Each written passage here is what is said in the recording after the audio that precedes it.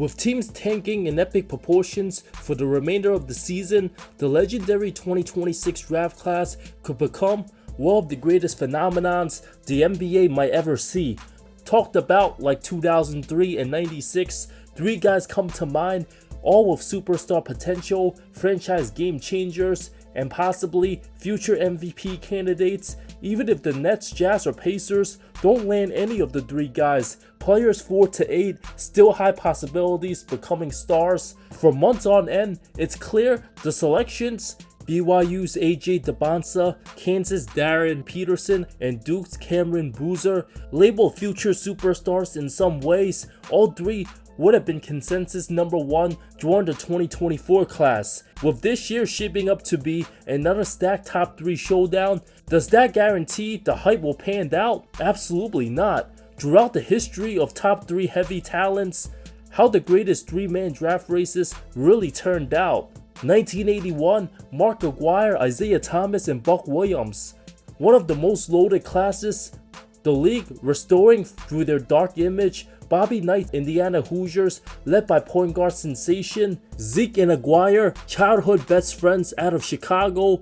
Mark played for the DePaul Blue Demons, former AP Player of the Year. The Dallas Mavericks had the first pick. Isaiah told reporters when asked who's the best player in the draft, he went with his best friend. Aguirre, so good at the time, could have went pro out of high school, arguably the best player all time to not make the Hall of Fame, a career 20-point scorer, 3-time All-Star.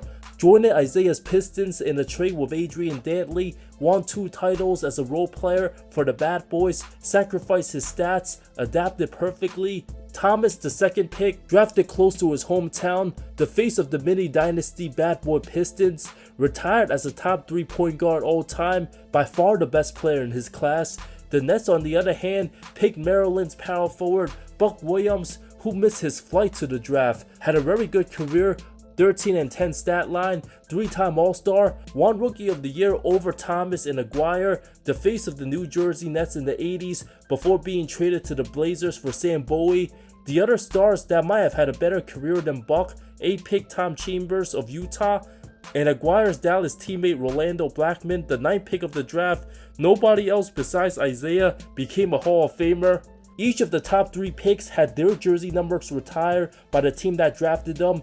Can't say the same for the 4th and 5th pick. 1982, the Trio 4 sweepstakes, James Worthy, Terry Cummings, Dominique Wilkins. After Ralph Sampson elected to stay another season in college, the 7'4 superstar was consensus number 1, easily over Worthy, as the Lakers were preparing to draft their big men and trade 35-year-old Kareem to the Knicks. The defending champs landed first due to a previous trade with the terrible Cleveland Cavaliers. Had the Clippers won the coin toss, Big Game James most likely wouldn't be a Hall of Famer and be remembered a high stats losing team guy.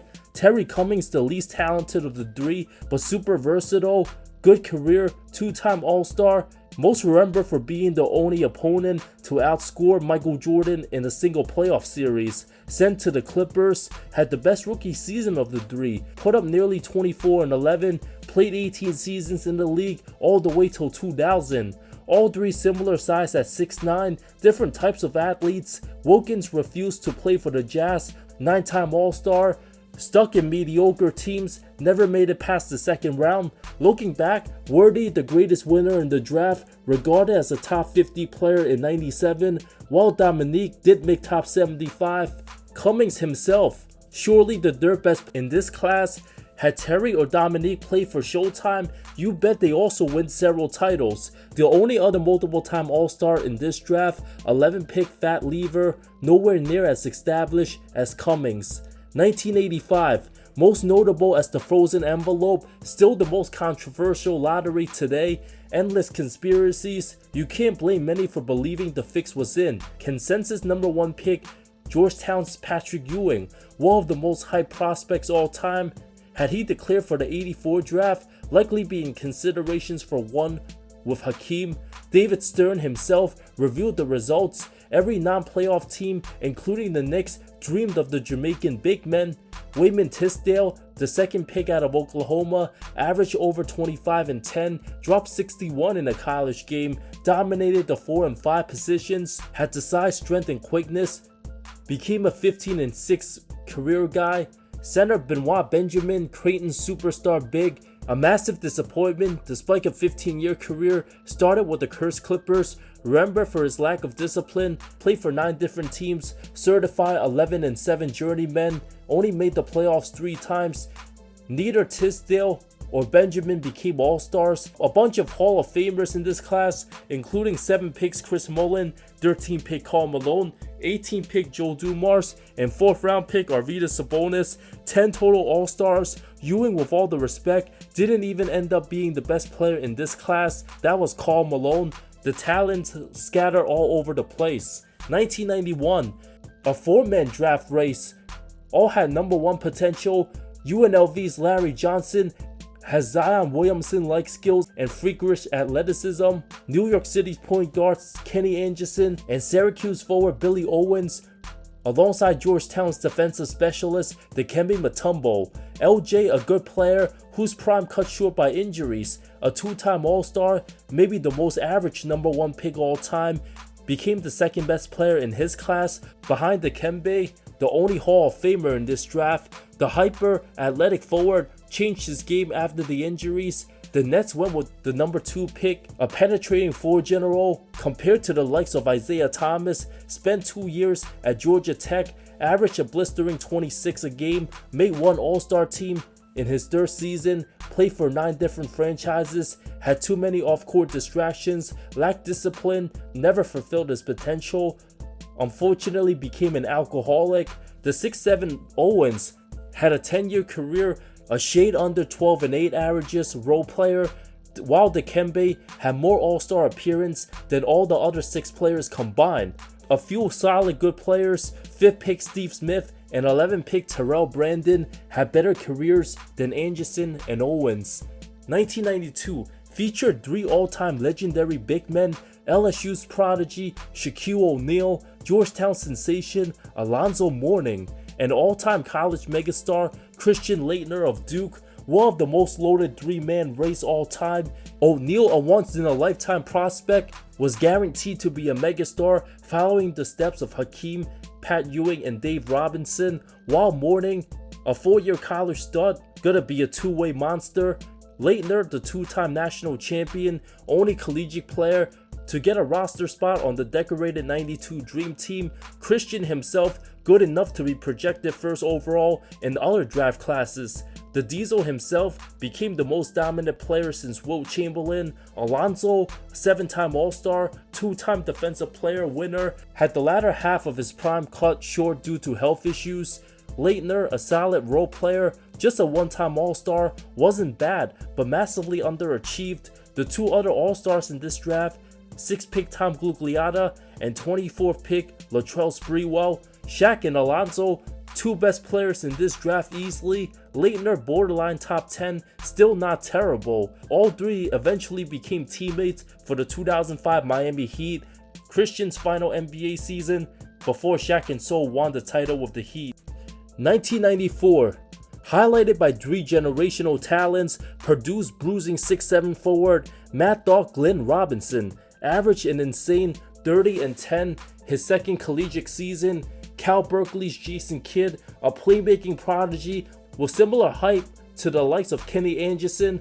Grant Hill, the 2-time Duke champ, 4 different teams posted 20 wins or fewer. Robinson's demands of wanting a $100 million contract as a rookie gave him a bad rap around the league, resulting in both Jay Kidd and Hill sharing the co-Rookie of the Year award. Kidd had the leadership qualities, drew comparisons to Magic Johnson. Hill lived up to the hype, drew comparisons to the next MJ. His first couple seasons, both became eventual Hall of Famers. Kidd retired number 2 all-time in steals and assists and a top 30 player arguably. The next best players, Juwan Howard, Eddie Jones, and Jalen Rose, all had good careers.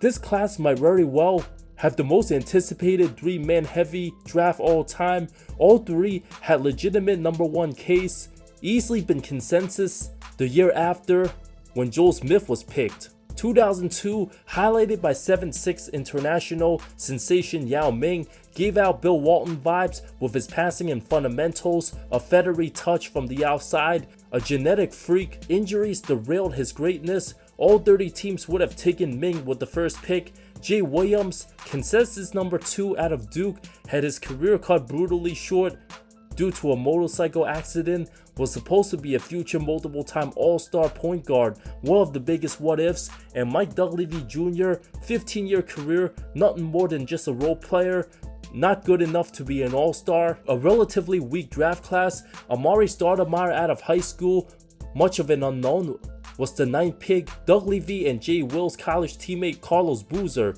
a top 3 player in this draft, went 35th overall. The other All-Star Caron Butler, 10th pick. Not too memorable class until 2003, the LeBron sweepstakes, most loaded draft of the decade, featured 3 top 75 players and 9 total All-Stars. James as consensus number 1 as humanly possible. The debate was between 2 and 3, Darko Milicic versus Carmelo Anthony. The 17-year-old 7-footer from Serbia had an incredible workout with the Pistons that blew everyone's mind. The youngest player in the EuroLeague didn't have much footage, but insane media hype, was supposed to be the next Dirk Nowitzki.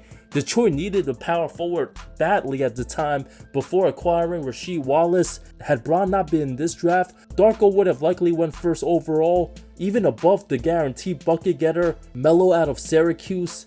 After winning a national title, has a case for the greatest one and done college hooper all time, lived up to the hype. Anthony the safest pick after LeBron. Chris Bosh and Dwayne Wade also outstanding picks, going 4th and 5th. Milicic ruined the party.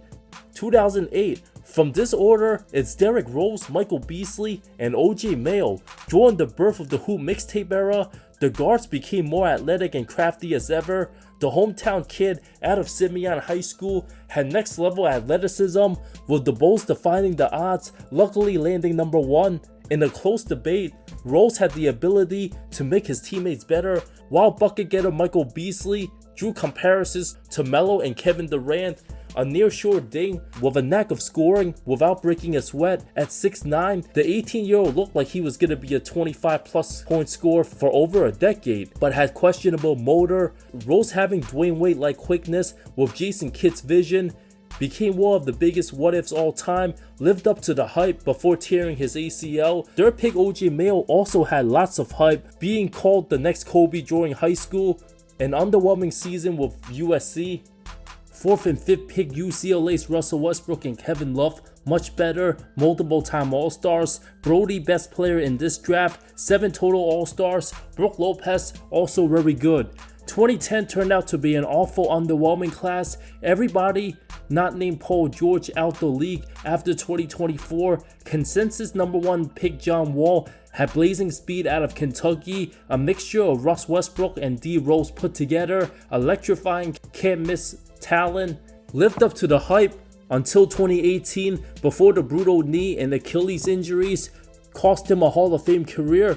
Evan Turner, 6'6" floor general out of Ohio State, a nice feel for the game, labeled the next Brandon Roy. Easily the clear-cut number 2 pick, wasn't good enough to start, needed the ball in his hands, never learned to shoot the 3, below average athlete, a jack of all trades guy in college, but master of none in the NBA, difficult to build around. Derek Favors out of Georgia Tech, traded by New Jersey to Utah in the Darren Williams package. From number 1 high school prospect, drew comparisons to Al Horford at 6'9", 250, didn't have attitude issues like DeMarcus Cousins. That's why Favors, considered the best big for his class, just became a role player. The other good players, Gordon Hayward, Paul George, went 9 and 10 from mid-majors. 2014, Andrew Wiggins, Jabari Parker, and the mysterious but highest ceiling Joel Embiid.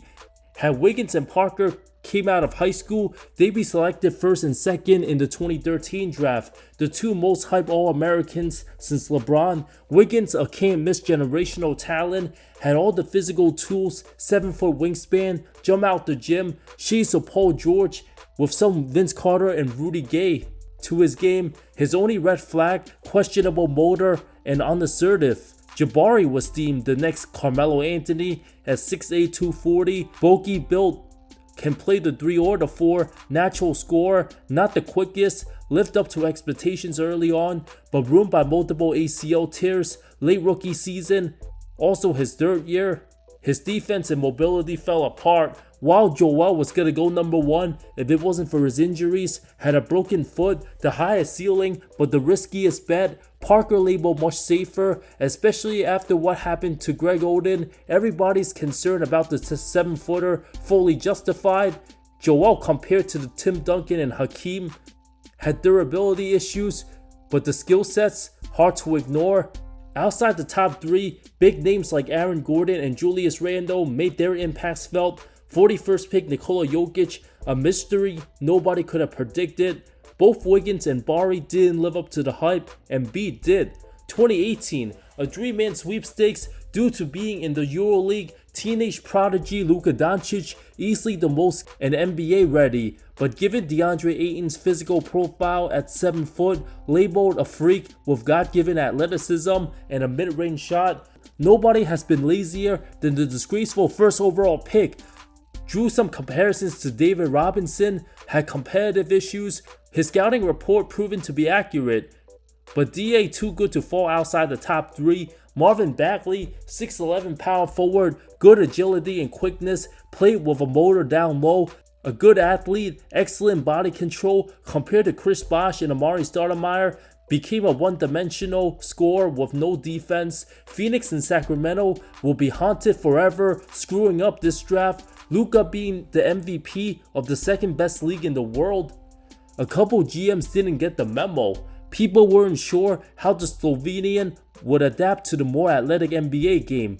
Guys like Jared Jackson Jr., Trae Young, and SGA, Michael Porter Jr., all a level below top 3, all also better than Ayton and Bagley. Marvin could have easily been out the league years ago, but putting more effort to remain in the NBA post 2026, he might last longer than lazy Ayton. 2019 draft, Zion, Ja Morant, RJ Barrett, from that order for any team.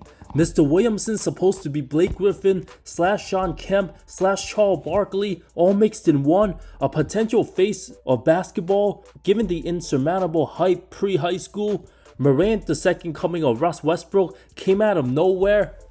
And then there's RJ Barrett, a lefty athletic 2-guard, projected to be similar to DeMar DeRozan, nothing too crazy. A massive failure of a class, Darius Garland missed too many games in college. 4th-pick DeAndre Hunter was mid. Everybody wondered who'd be the 4th pick. As soon as New Orleans won the lottery, many left stunned and disappointed for Zion himself. He still remains in NOLA almost 7 years later. 2020 draft. The COVID sweepstakes viewed a very weak class with 3 main prize. Golden State's tank year after 5 straight finals. Anthony Edwards, the athletic 2-guard with Dwayne Wade and Donovan Mitchell-like athleticism, a physical freak for the 2-guard position, easily the best athlete, the most proven based on the college tapes. LaMelo Ball poised to go to Golden State and be the face of the franchise post Steph Curry, but Team already having the Splash Brothers didn't want to add another guard in the mix who needed the ball in his hands compared to Penny Hardaway / bigger Trae Young. Talent's undeniable, but played overseas, a mystery. James Wiseman, only 3 college games, picked second based on high school hype. Golden State also needed a center, had Chris Bosh comparisons, but missed too much time, injury stunted his growth, an absolute all-time bust. Tyrese Halliburton went all the way to 12th, Denny Avia 9th, and Tyrese Maxey 21st. Most confusing draft to evaluate given the lack of access, no NCAA tournament. 2023, Victor Wembanyama, San Antonio struck again. Some tried to compare Wemby, mentioning G League Ignite Scoot Henderson in the same sentence, who wasn't even the second pick. Charlotte took Brandon Miller, a controversial choice that led to outrage but ended up being correct. A 6'9" wing who could score compared to a 6'2" athletic guard who could either end up like Russell Westbrook or Dennis Smith Jr. And so far, it's been the latter for Scoot. His matchup with Wemby in the G League gave everybody false hopes. The Thompson twins play for the overtime league wasn't as talked about. Nobody else mentioned top 3 quality. Honorable mentions, 2017 was not consensus. Many had Josh Jackson above Tatum for 3rd. Markelle Fultz clearly 1 and Lonzo 2. 2016 was just Ben Simmons and Brandon Ingram. Third place, a toss-up between Jaylen Brown, Dragon Bender, Buddy Hield, Chris Dunn, and Jamal Murray. 2015 was Karl Towns, Jahlil Okafor, and the third guy between D'Angelo Russell, some had Porzingis. 2009, the Blake Griffin draft, Hasheem Thabeet a shock at number 2, James Harden an excellent pick. No one had Curry in the top 3, some had Ricky Rubio up there. 07, a 2-man draft featuring Odin and Durant, with third place Al Horford valid, but some had Mike Conley, others had Brandon Wright or Yi Jianlian. 96 was not a consensus top 3. AI was easily number 1, some had Ray Allen at 2 and Stephon Marbury at 3 instead of Marcus Camby and Sharif Abdul-Rahim. 93, many had Jamal Mashburn at 3 over Penny Hardaway. And the historic all-time 84 draft, Hakeem being unanimous first overall for every team. Had Jordan been taken at 2, Bulls GM Rod Dorn said he would have taken sharpshooting power forward Sam Perkins at 3, above the injury-prone center Sam Bowie. The Blazers only took Sam above Jordan, already having Clyde Drexler played the 2 position, the biggest absolute travesty a franchise will ever make.